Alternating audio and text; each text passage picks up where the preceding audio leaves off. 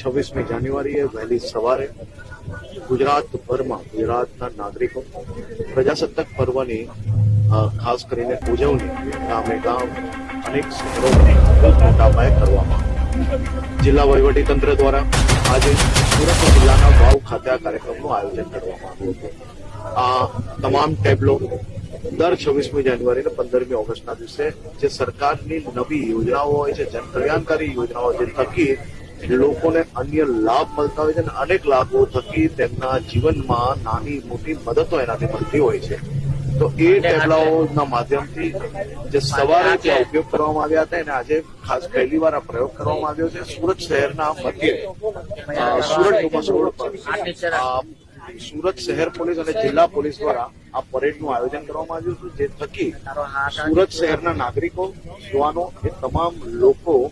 પરેડને